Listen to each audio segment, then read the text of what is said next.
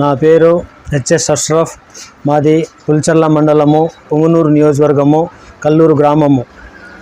పొంగనూరు నియోజకవర్గ ప్రజలందరికీ అస్సలాము అలైకుం మరియు నమస్కారములు.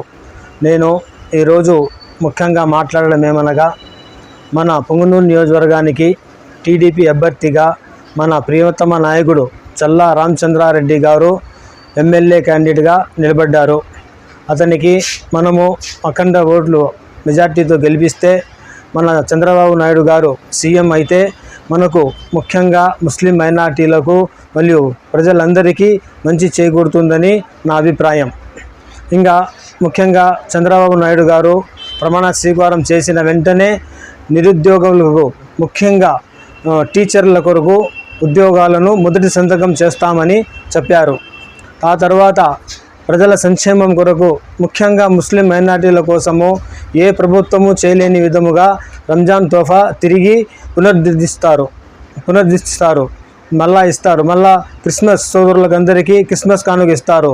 అందరికీ, ముస్లిం సోదరులకు, క్రిస్టియన్ సోదరులకు, తెలుగు సోదరులకు అందరికీ కలిపి సంక్రాంతి కానుకను అందరికీ సంతోషంగా చేసుకోవాలని అందరూ కలిపి సంక్రాంతి కానుక ఇస్తారు.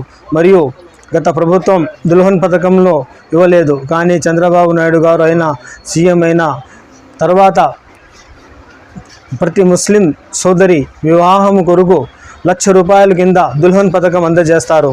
మరియు ప్రతి మహిళకు ఉచిత బస్సు సౌకర్యం కల్పిస్తారు. ఈరోజు చాలామంది గ్యాస్ సిలిండర్లు కొనలేక చాలా ఇబ్బందులు పడుతున్నారు. అటువంటి దానికి చంద్రబాబు నాయుడు గారు దూరదృష్టితో ప్రతి ఇంటికి దీపం పథకం కింద 3 సిలిండర్లు ఉచితంగా ఇస్తారు. ఆ తర్వాత ప్రతి నిరుద్యోగ డిగ్రీ చదివి నిరుద్యోగ వృత్తిలో నిరుద్యోగులుగా ఉన్న స్టూడెంట్లకు అందరికీ నిరుద్యోగ వృత్తి కింద ప్రతి నెల 3 నెలల నిరుద్యోగ వృత్తిని ఇస్తారు. ఆ తర్వాత మన అక్క చెల్లెమ్మలకు తల్లి దీవెన కింద ప్రతి ఇంటికి ఎంతమంది బిడ్డలున్నా వాళ్ళకి ₹15,000 ప్రతి సంవత్సరము విద్యా దీవెన కింద వాళ్లకు ఇస్తారు. ఆ తర్వాత ఇంట్లో ఎంతమంది విద్యార్థులు ఉన్నా చదువుకునే వాళ్ళకి ఇస్తారు. ప్రతి ఇంటిలో ఆడపడుచు 18 సంవత్సరాలు నిండిన అమ్మాయికి ₹1,500 ఇచ్చి మనకు అభివృద్ధి పథకంలో నడుచుటకు దోహదపడతారు. ఇంకోటి ముఖ్య విషయం ఏమనగా, ప్రతి డ్వాక్రా మహిళకు ₹15 లక్షల ఇంట్రెస్ట్ లేని రుణాలను ఇస్తామని చంద్రబాబు హామీ ఇచ్చారు. ఈసారి ప్రతి ఒక్కరికి న్యాయం జరిగి ప్రతి సామాజిక వర్గానికి న్యాయం జరుగుతుందని నేను కోరుకుంటున్నాను. కావున అందరూ దయచేసి దయ ఉంచి మా చల్లా రామచంద్రారెడ్డి అన్న గారికి సైకిల్ గుర్తుపై ఓటేసి అఖండ మెజార్టీతో గెలిపించాలని ప్రాధాయపడుతున్నాను.